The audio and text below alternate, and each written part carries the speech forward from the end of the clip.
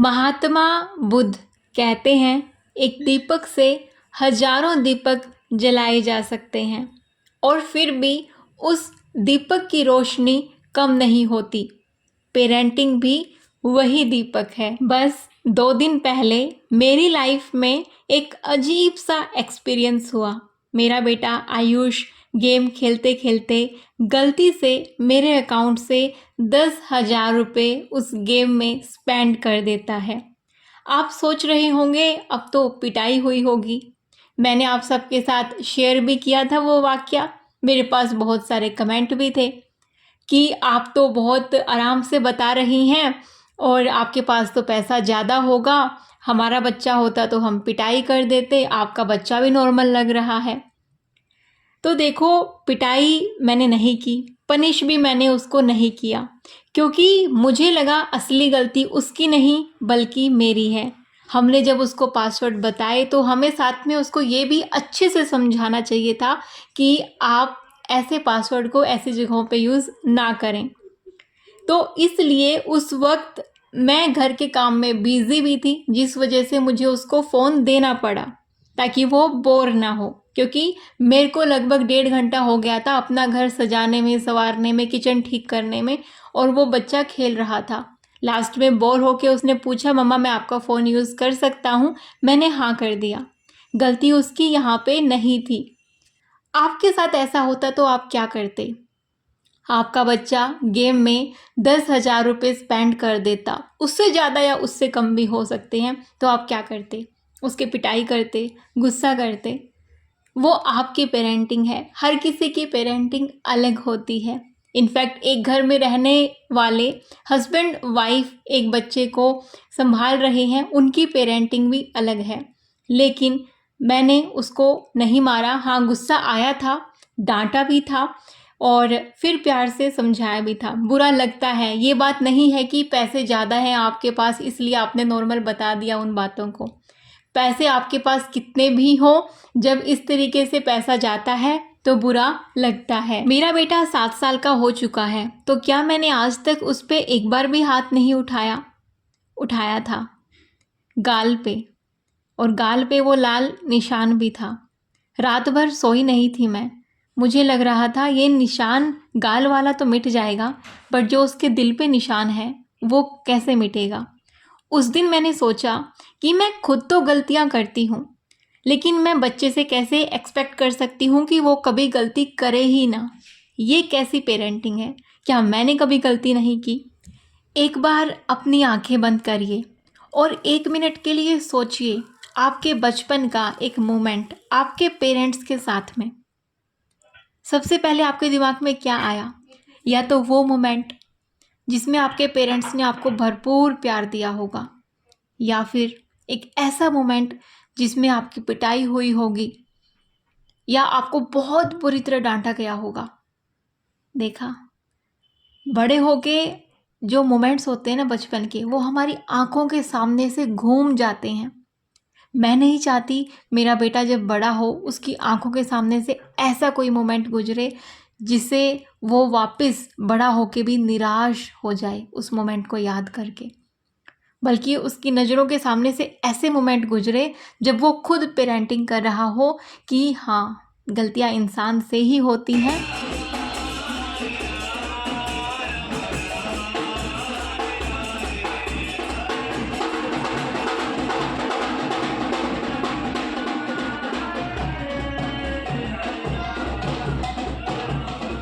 मैं अपनी पेरेंटिंग में पैसे का लॉस बर्दाश्त कर सकती हूँ, लेकिन बच्चे का ट्रस्ट अगर एक बार वो टूट गया वो कभी वापस नहीं आता।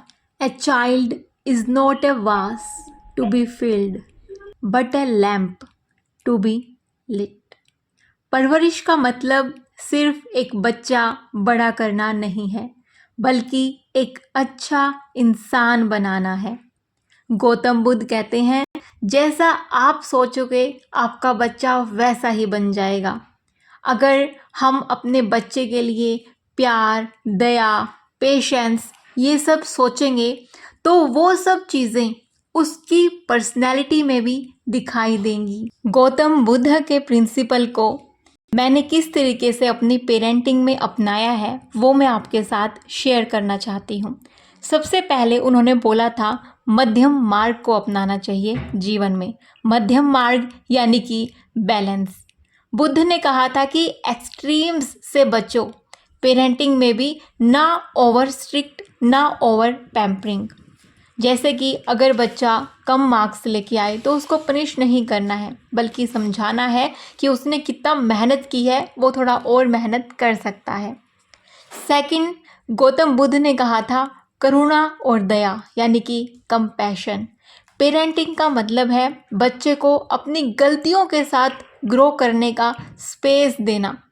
जैसे आयुष के केस में हुआ, उसको पनिश ना करके मैंने कामली समझाया, पैसे की वैल्यू भी बताई और किस तरीके से ऐसी गलती उसको दोबारा नहीं करनी है वो भी समझाया। थर्ड चीज़ जो बुद्ध ने बोली थी वो है सत्य, ऑनेस्टी, ट्रूथफुलनेस। पेरेंट्स खुद सच बोलेंगे तो ही बच्चे ऑटोमेटिकली सीखेंगे।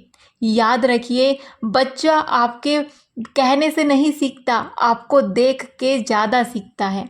अगर बच्चा आपके पास में है, किसी का कॉल आया और आपने बोला कि फ़ोन उठा के बोलो मम्मी अभी बिज़ी है, या फिर फ़ोन उठा के बोलो मम्मी बाहर गई है, आपने एक सफ़ेद झूठ उसके सामने बोल दिया, वो झूठ बोलना सीख जाएगा। अगर तुमने बच्चे को प्रॉमिस किया है कि आज आप उसको पार्क में लेके जाओगे या कहीं लेके जाओगे, चाहे आप कितने ही बिजी क्यों ना हो, अपना प्रॉमिस ब्रेक मत करो, क्योंकि बच्चा आपसे ही सीखता है। एक और बुद्ध ने चीज़ बोली है वो है अपारग्रह, यानी कि सिंप्लिसिटी, कंटेंटमेंट। बच्चों को मैटेरियलिस्टिक नहीं बनाना है, उनको ग्रैटिट्यूड सिखाना है। हर छोटी डिमांड पूरी करने की बजाय उन्हें समझाना है कि सब कुछ इंस्टेंटली मिलना ज़रूरी नहीं। इसी बात पे मेरे हस्बैंड के साथ इसी चीज़ के लिए लड़ाई भी हो जाती है, क्योंकि डिमांड बहुत इंस्टेंटली वो पूरी कर देते हैं बच्चे की।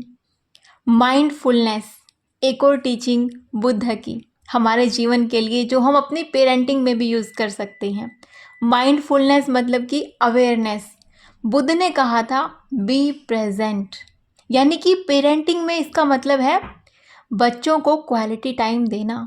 जैसे अगर आप उसके साथ हो तो आपके हाथ में फ़ोन ना हो जब तक ज़रूरी ना हो।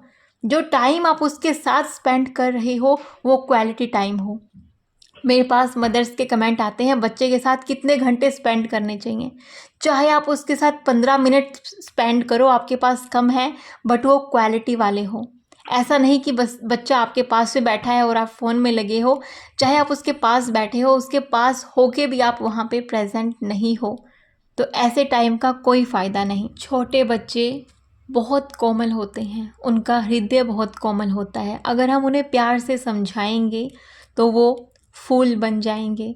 अगर हम उन्हें डांट धमका के समझाएंगे तो वो पत्थर बन जाएंगे। ध्यान रखिएगा, अगर बच्चा होमवर्क नहीं कर रहा तो मन में आना चाहिए कि शायद वो टायर्ड हो, शायद वो बोर्ड हो। बस चिल्लाकर बोलना कि तू हमेशा ऐसे ही करता है, ये गलत है। रात में बच्चे को हमेशा एक सवाल ज़रूर पूछो कि आज आप किस चीज़ के लिए थैंकफुल हैं गॉड के, या फिर आज आपने दिन भर में ऐसा क्या काम किया जिससे आपको भी खुशी हुई और किसी दूसरे को भी खुशी हुई। ये मेरा तरीका है उसको ग्रैटिट्यूड सिखाने का। और रात को सोते हुए हमेशा मैं एक लाइन उससे बुलवाती हूँ कि बेटा भगवान जी को बोलो थैंक यू भगवान जी, मुझे इतना अच्छा दिन देने के लिए। और सुबह उठते ही मैं एक लाइन ज़रूर बुलवाती हूँ कि थैंक यू भगवान जी, मुझे एक नई सुबह देने के लिए। आजकल ना मोबाइल ने भी पेरेंट्स की आदत बहुत ख़राब कर दी है। हम चाहते हैं कि हमारा बच्चा फ़ोन नहीं देखे, लेकिन हम अपना फ़ोन नहीं छोड़ सकते। हम बच्चे के सामने न जाने कितनी बार कितने टाइम तक फ़ोन देखते हैं। हमें लगता है हमारा काम इम्पोर्टेंट है इसलिए हम फ़ोन देख रहे हैं। देखो, काम सबके इम्पोर्टेंट है और आजकल मोस्टली काम फ़ोन पे होते हैं, बट कोशिश करिए कि बच्चा जब सो रहा हो, स्कूल में हो, तब आप मैक्सिमम फ़ोन वाले काम निपटा लो। आजकल मैं वीडियो की एडिटिंग भी सुबह जल्दी उठ के करती हूँ। रीज़न सिर्फ एक ही है, ताकि मेरा बच्चा मुझे फ़ोन पे ज़्यादा टाइम स्पेंड करते हुए ना देखे, क्योंकि वो देखेगा उसका खुद का मन करेगा। अभी वो ग्रो कर रहा है, उसका भी मन करेगा एक्सप्लोर करने का कि इसमें पता नहीं ऐसा क्या है कि मम्मा पूरा दिन फ़ोन में लगी रहती है।